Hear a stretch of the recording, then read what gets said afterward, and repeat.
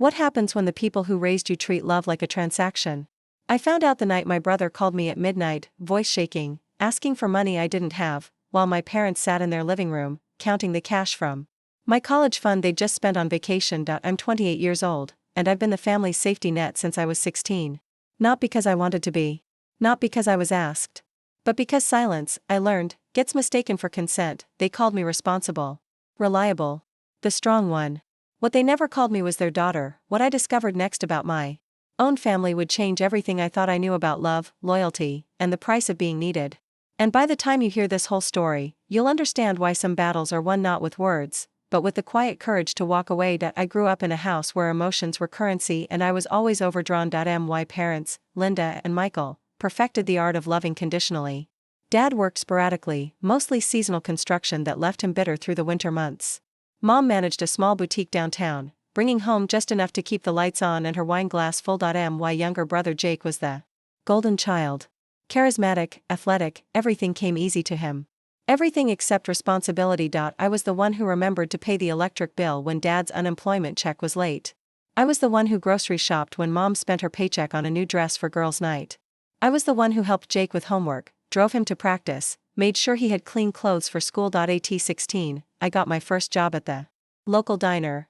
20 hours a week, minimum wage, every dollar going toward keeping our family afloat. I told myself it was temporary. Just until Dad found steady work. Just until Mom got that promotion.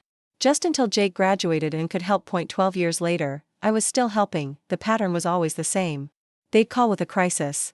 The car broke down. The rent was due. Jake needed money for textbooks. Every emergency became my emergency. Every problem became my responsibility to solve. I lived in a studio apartment with secondhand furniture while they kept the 3-bedroom house. I drove a car with 200,000 miles while Dad complained about his truck being 15 years old. I ate ramen for dinner while Mom posted photos of her restaurant meals on Facebook, but I told myself it was love. I told myself this was what families did for each other. I told myself I was helping. The first crack appeared on a Tuesday evening in September. I was reviewing my budget, trying to figure out how to afford new work clothes for my promotion, when Jake called. "Katie, I need your help. I'm in trouble." My stomach dropped. Jake was 24, working part-time at a restaurant, still living at home. Still treating life like a game where someone else kept score. What kind of trouble? "I owe some money. Bad money. If I don't pay it back by Friday." "How much?" $3,000. I stared at my bank balance. After covering their mortgage payment last month and Mom's emergency dental work, I had maybe $800 left. "Jake, I don't have that kind of money." "But you're good with money. You always figure something out. Can't you just put it on a credit card?" I did. I put it on a credit card. Because saying no felt like admitting I wasn't the sister he needed me to be. The second crack came 3 weeks later. I was at Sunday dinner, a tradition Mom insisted on to keep the family close. Dad raised his beer and smiled. "To Katie, who keeps us all together. Don't know what we'd do without you." Everyone smiled and clinked glasses. But I noticed something. In that moment. The way they looked at me. Not with love. With expectation. Like I was a vending machine that dispensed solutions to their problems, like I was a resource, not a person. It happened on a Thursday night in October. I was working late, trying to finish a project that could secure my promotion, when my phone rang. Jake's name on the screen. "Katie, thank God. I need you to come get me." "What's wrong?" "I'm at the police station. I got arrested. DUI. I need bail money." My hands went cold. "How much?" $2,000. "But Katie, you can't tell Mom and Dad. They'll kill me." I sat there in my office, fluorescent lights buzzing overhead, and felt something break inside me. Not my heart. Something deeper. Something that had been holding me together for years. "Where are they, Jake?" "What? Mom and Dad. Where are they right now?" Silence. Then, quietly, "They're in Florida. They left this morning for that cruise you paid for." The cruise I had paid for. The vacation I couldn't afford but had put on my credit card because they deserved a break. While their son sat in jail, they were sipping drinks on a ship, funded by my sacrifice. "Katie? Are you there?" I hung up. I sat in that office for 2 hours, staring at the wall, feeling 12 years of suppressed anger rise in my chest like floodwater. But somewhere in that anger, something else was happening.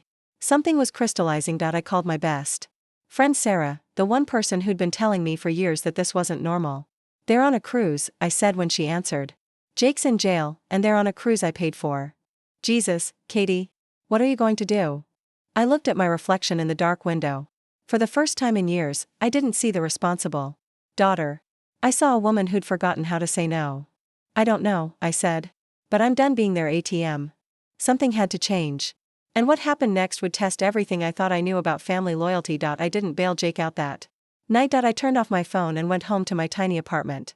I made myself dinner, opened a bottle of wine I'd been saving, and sat by the window, watching the city lights blur through my tears. The next morning, I called in sick to work. I needed time to think, to process, to figure out what I was going to do.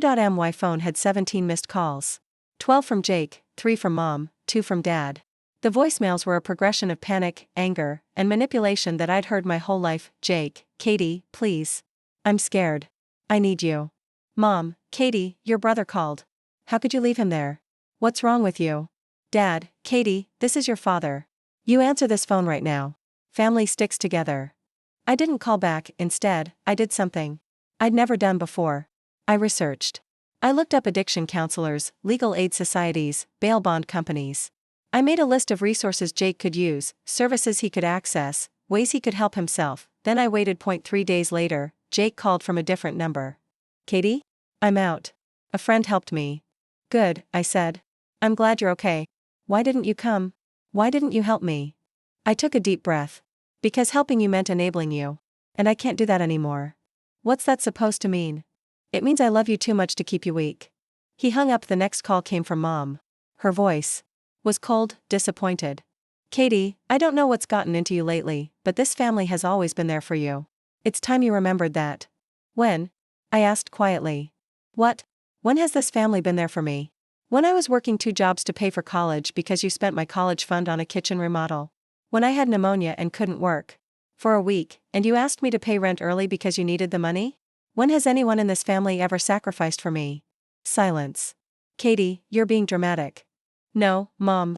I'm being honest. And I think that scares you. I hung up. I didn't make a dramatic announcement. I didn't send a letter or call a family meeting. I just stopped answering every call. Stopped saying yes to every request. Stopped being available for every crisis. When Dad called about the mortgage being late, I said, that sounds stressful. I hope you figure it out. When Mom called about her car needing repairs, I said, have you looked into financing options? When Jake called about needing money for rent, I said, maybe it's time to find a better job. Each conversation was brief, polite, and final. I wasn't angry. I wasn't emotional. I was just done. The change was immediate. The calls became more frequent, more desperate. They cycled through the stages of grief in real time. Denial, Katie's just going through a phase. Anger, she's being selfish and cruel. Bargaining, if you help us this one time, we'll never ask again. Depression, we don't know what we did wrong. But they never reached acceptance. Because acceptance would mean acknowledging that they'd been taking advantage of me for years. Instead, they moved to manipulation. Mom started calling my work, telling my colleagues I was having a breakdown. Dad showed up at my apartment, pounding on the door at midnight, demanding to know why I was abandoning my family. Jake sent me photos of eviction notices, past due bills, court summons. Each attempt to guilt me back into compliance only strengthened my resolve. Because I realized something important, their panic wasn't about losing me. It was about losing their safety net. They didn't miss their daughter. They missed their ATM, but what came next would test whether I had the strength to protect the boundaries I'd finally learned to build. When direct guilt didn't work, they got creative. It started with the extended family. Suddenly, my phone was ringing with calls from aunts and uncles I hadn't spoken to in years. Katie, your mother is so worried about you. She says you've cut them off completely. Katie, your father mentioned you're going through a difficult time. Family is all we have. Katie, your brother is struggling. Don't you think you should help him? Each call felt like a stone thrown through my window. Not because they hurt, but because they revealed how thoroughly my family had weaponized my reputation. I was the responsible one, the helper, the problem solver. To them, my refusal to continue in that role wasn't growth, it was malfunction. Then came the social media campaign. Mom started posting vague but pointed messages about ungrateful children and family loyalty. Dad shared articles about the importance of sibling bonds. Jake posted photos of himself looking sad and abandoned, with captions about feeling forgotten by the people who are supposed to love you. I didn't respond. I didn't defend myself. I just watched as they revealed their true colors to anyone paying attention. The final straw came on a Saturday morning in November. I was having coffee in my apartment when I heard familiar voices in the hallway. I looked through the peephole and saw them, Mom, Dad, and Jake, standing outside my door with a woman I didn't recognize. Mom knocked. "Katie, we know you're in there. We brought someone to help." I opened the door slowly. The woman stepped forward with a practiced smile. "Hi, Katie. I'm Dr. Martinez. I'm a family therapist. Your parents are very concerned about you."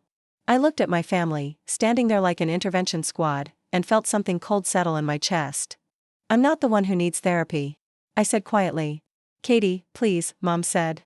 "We love you. We just want to understand why you're doing this to us." "I'm not doing anything to you," I replied. "I'm just not doing everything for you anymore." Dr. Martinez tried to mediate. "Sometimes families need help communicating." "Communication isn't the problem," I interrupted. "The problem is that they only communicate when they need something from me." I closed the door gently but firmly. I heard them talking in the hallway for 20 minutes before they finally left. That night, I made a decision. Monday morning, I took a personal day and drove to the law office downtown. I'd researched carefully, found an attorney who specialized in family law and boundary issues. Margaret Chen was nothing like I expected.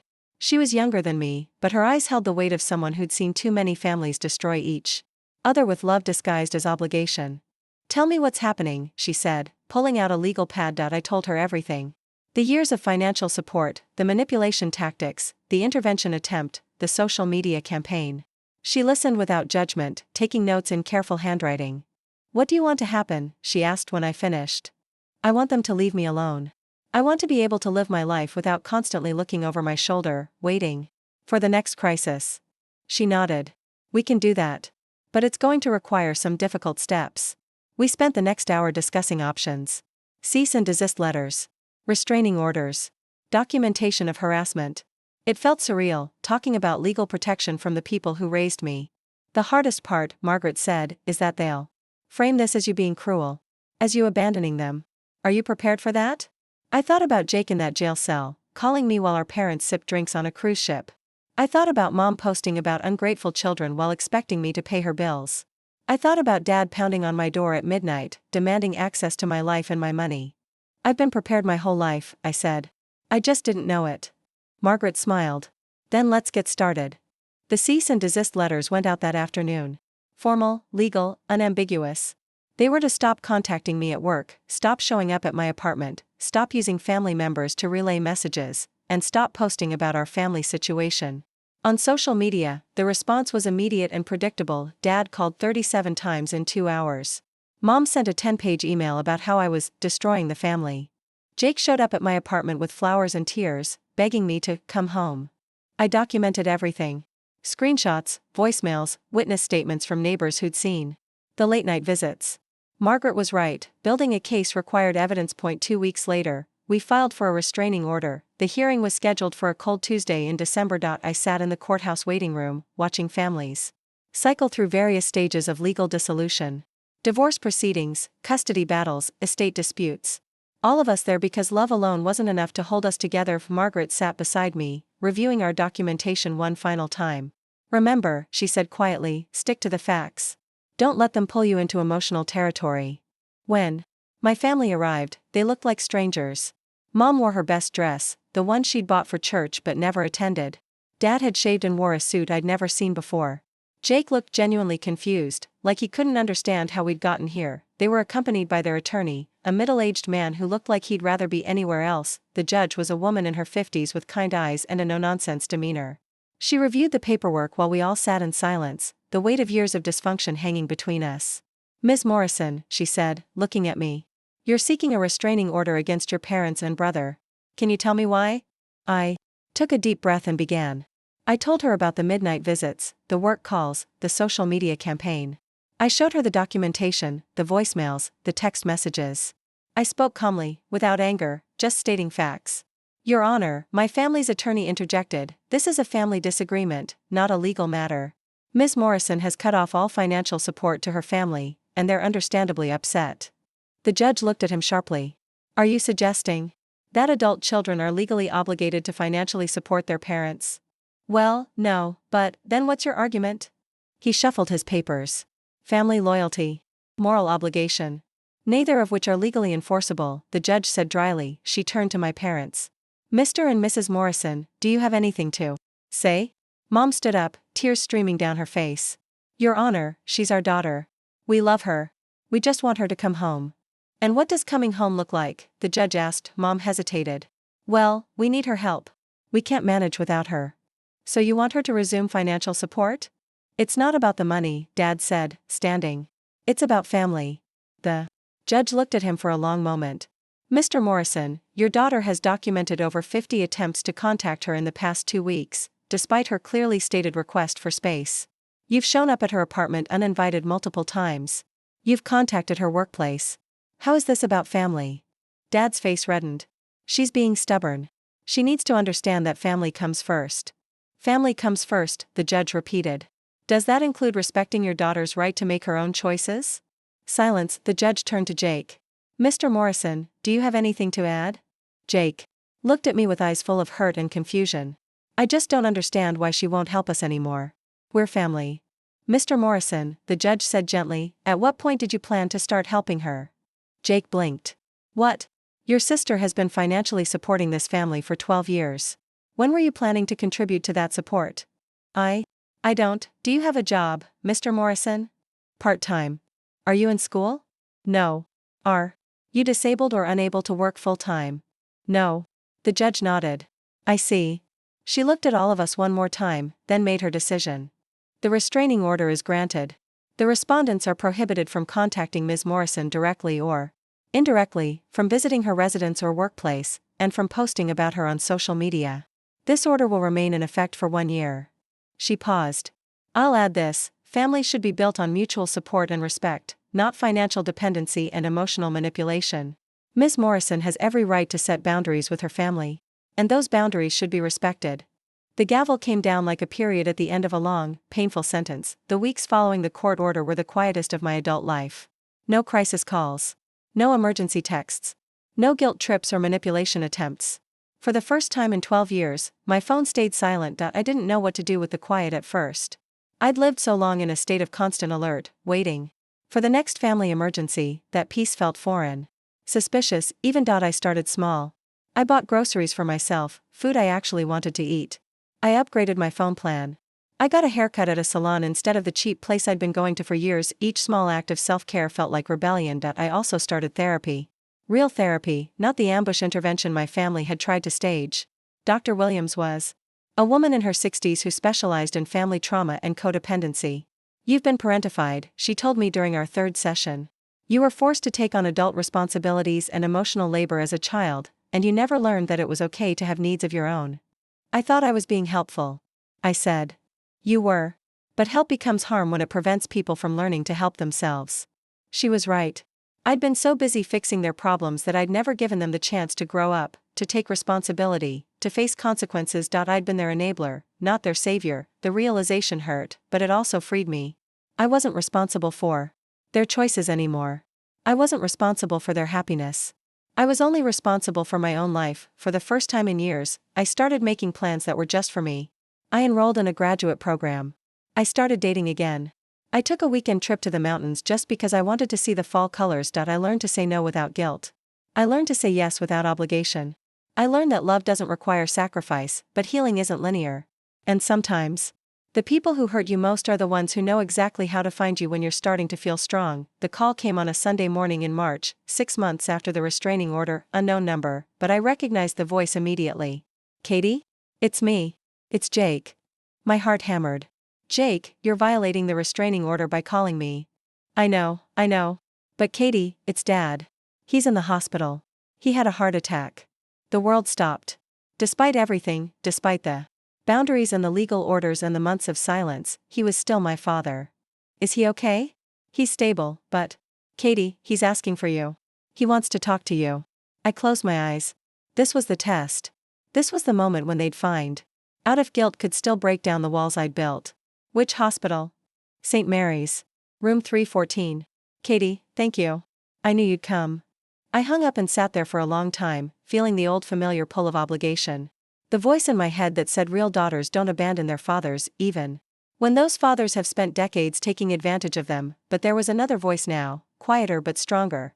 The voice that said loving someone doesn't mean letting them hurt you. I called Margaret. Katie, you don't have to see him. The restraining order is still in effect. I know. But I want to. Not because I have to, but because I choose to. Okay. But I'm coming with you. 2 hours later, I walked into that hospital room. Dad looked smaller than I remembered, older, surrounded by machines and tubes that beeped and hummed. Mom was there, looking exhausted. Jake sat in the corner, eyes red from crying. They all looked up when I entered, hope flickering across their faces. Katie, Dad said weakly. You came. I'm here, I said, staying near the door. I'm sorry, he said. I know I haven't been the best father. I know I've asked too much of you. I waited for the rest. The explanation. The request. I need you to know, he continued, that I'm proud of you. Even if I haven't always shown it. I felt tears prick my eyes. Thank you, Dad. Will you come home now? Mom asked quietly. We need you. There it was. The test. The moment of truth. I looked at my father, pale and vulnerable in that hospital bed. I looked at my mother, desperate and afraid. I looked at my brother, still waiting for someone else to fix everything. I love you, I said. All of you. But I can't come home. Not the way you want me to. Katie, please, Mom said. We can't do this without you. Yes, you can. You've been doing it for 6 months. But it's been so hard, I know. But hard doesn't mean impossible. I walked closer to Dad's bed. I hope you get better. I hope you heal. But I won't come back to the way things were. What does that mean? Jake asked. It means I love you enough to let you learn to take care of yourselves. It means I'm not your safety net anymore. It means I'm your daughter, not your solution. I kissed Dad's forehead gently. Get well, Dad. But get well for you, not for me. I left before they could argue. Before they could guilt me. Before I could change my mind. I in the elevator, Margaret put her hand on my shoulder. How do you feel? Sad, I said. But free. That night, I called Dr. Williams and told her what had happened. You showed them love, she said. Real love. The kind that doesn't require you to disappear. She was right. I'd loved them enough to let them go. I'd loved myself enough to stay gone. 2 years have passed since that day in the hospital. I finished graduate school with a degree in social work. I got promoted to a position where I help other people navigate family trauma and boundary issues.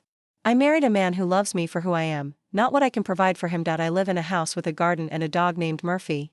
I have friends who call just to check on me. I have hobbies I enjoy. I have a savings account that's actually growing. I still think about my family sometimes. I wonder if Dad recovered fully from his heart attack. I wonder if Mom ever learned to manage her own finances. I wonder if Jake ever grew up, but I don't wonder enough to reach out, because I learned something in those 2 years of silence. I learned that love isn't supposed to hurt. Love isn't supposed to drain you. Love isn't supposed to make you disappear. Real love celebrates your boundaries.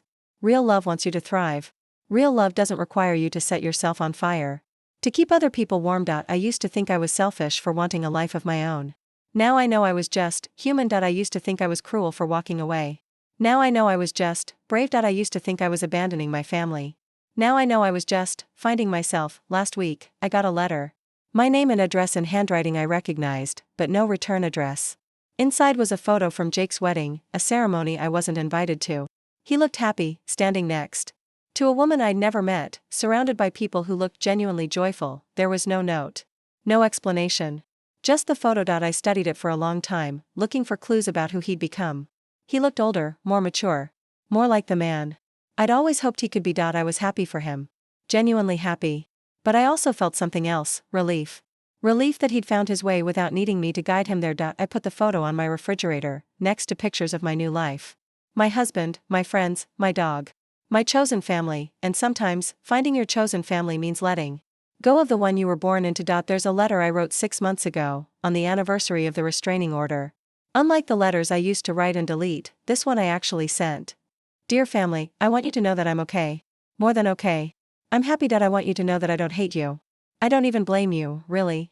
You were drowning, and I was the closest life preserver. I understand that, but I also want you to know that I'm not sorry for swimming to shore.